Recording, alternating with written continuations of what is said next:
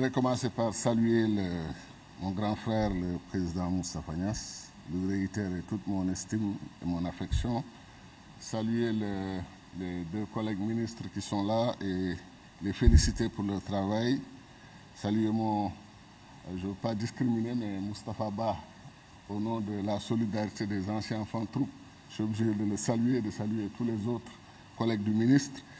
Je vais essayer d'aller très vite parce que j'ai 3 points qui me tiennent à cœur. Je sais que je n'aurai pas le temps de les développer. Mais le premier point, c'est que je suis franchement très, très inquiet par rapport au traitement du Covid par les Sénégalais.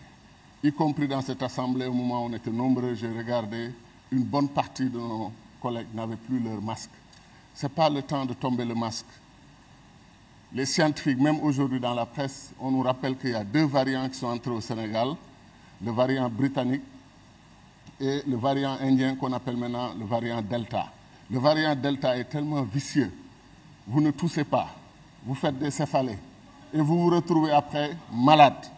Et aujourd'hui, on est en train de donner l'impression aux Sénégalais que cette affaire est derrière nous. Ce n'est pas vrai. Des gens meurent encore de Covid. Vraiment, les députés doivent donner l'exemple. Il faut dans des salles fermées qu'on se protège, même si on a pris nos vaccins. Deuxième point, il y a un piège qui est en train de se refermer sur nous tous en tant que Sénégalais. C'est le faux débat de Fouta Tampi, Fouta Tampani. Il faut qu'on fasse un effort.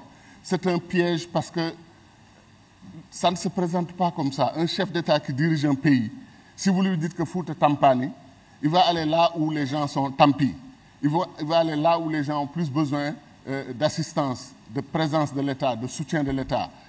Le Fouta, c'est depuis les 1900, tout le XXe siècle, tous les Foutanké sont toujours pleins de leur marginalisation, de tout ce qui s'est passé avec l'histoire, coupé en deux, côté Mauritanie, côté Sénégal.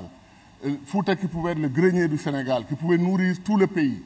Tout le monde sait qu'en matière d'infrastructure, d'écoles et autres, on n'a pas d'université. Il y a plein de choses à faire au Fouta. Fouta Tampi, mais Safaro no Wodi. C'est-à-dire que le Fouta est fatigué, mais il y a des remèdes. Et le président Macky Sall est en train de faire, à mon avis, énormément d'efforts pour régler ces problèmes-là. Qu'est-ce que ça veut dire? Ça veut dire que quand vous trouvez une zone du Sénégal, les zones périphériques, Tamba, Casamance, Fouta, qui n'ont pas été prises en charge pour le développement du Sénégal, c'est toute l'Afrique qui marginalise les régions périphériques. Quand il y a beaucoup de choses à faire, autant vous faites, autant on mesure qu'il manque encore des choses à faire. Et pourquoi pas? Le président Macky Sall n'a jamais dit que Fouta Tampani, c'est pour ça que je vais aller là-bas pour les saluer, etc. Il sait que Fouta, Casamance, Tamba, les régions périphériques, il y a de la souffrance, il y a des manquements dans le développement du Sénégal depuis 1960. Si les présidents précédents avaient développé le Sénégal, Macky Sall se concentrerait sur la modernisation du Sénégal. Malheureusement, il doit faire des forages et aussi faire des universités, faire beaucoup de choses en même temps. Donc franchement, refusons de ramener le débat dans notre pays à Fouta Tampi, Fouta Tampani, Casamance Tampi, Casamance Tampani. Nous sommes un pays en développement, nous avons énormément de problèmes un peu partout. Qu'on se donne la main entre Sénégalais et qu'on travaille ensemble. Troisième point qui me tient à cœur, Monsieur le ministre des Finances, nous les panafricanistes, et nous ne sommes pas seuls, tous les Sénégalais quasiment sont des panafricanistes. Nous avons été malheureux et tristes d'entendre ce report de l'adoption, la mise en œuvre de l'ECO. L'ECO est un véritable problème parce que comment se fait-il que les Africains se réunissent dans leur communauté économique régionale, décident de lancer une monnaie commune. Monnaie commune demandée depuis 1963 par Kwame Nkrumah et tous les grands leaders africains. Et on attend que le seul pays qui a ratifié l'ECO s'appelle la France. C'est incroyable. À l'Assemblée nationale française, ils ont ratifié l'ECO. Et nous, qui avions décidé qu'en 2020, on aurait l'ECO, on se réveille, on dit que le Covid nous a empêchés, etc. Et maintenant, on décide d'aller à 2027. Pourquoi, comme disait l'autre, fonctionner comme des tortues qui ont des freins? Quel est le problème? On ne peut pas développer la ZLECA, développer le commerce intra-africain, régler la question de notre intégration avec des centaines de monnaies. Chaque pays africain a sa monnaie. L'ECO était une grande avancée. Mais la France a pris en charge l'ECO. On a vu à Abidjan ce qui s'est passé, les décisions qui ont été prises par rapport à l'ECO. Monsieur Macron, le président français, nous a annoncé l'emploi des jeunes. Monsieur le ministre, il faut que nous organiser.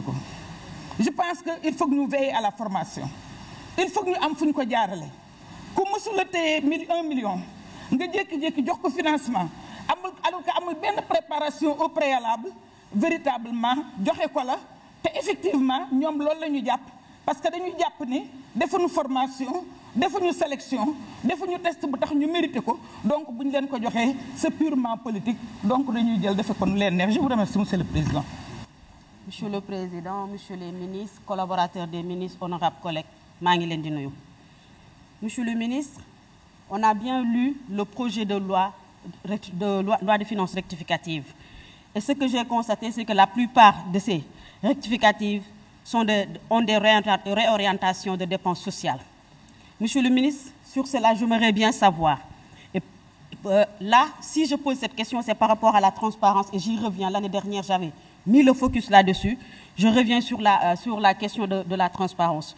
J'aimerais savoir, Monsieur le ministre, après lecture, quelle garantie pour la transparence, surtout concernant le secteur de l'emploi?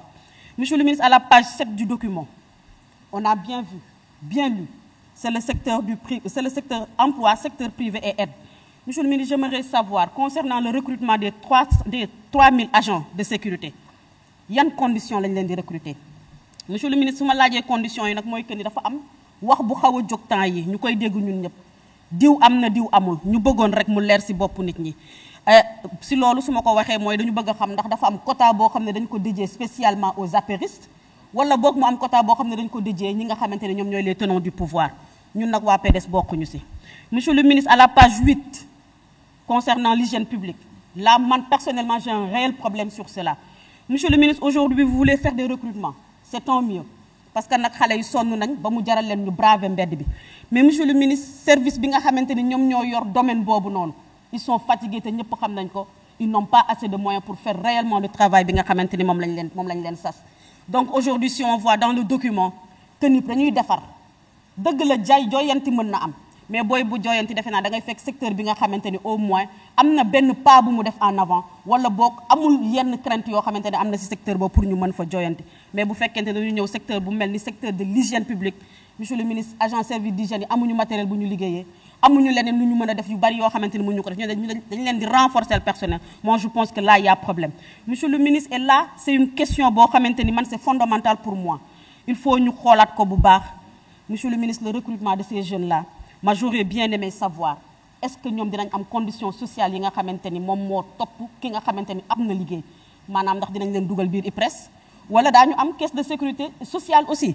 Monsieur le ministre, yooyu yëpp bu ñu koy laaj mooy que ni on est pour ñu recruter xale yi mais aussi bëgguñu mu nekk ay emplois précaires. Recruter pour recruter ça ne sert à rien. Recruter aussi pour caser les jeunes pour ñu après nga mën leen utiliser pour de l'électorat bëgguñu loolu.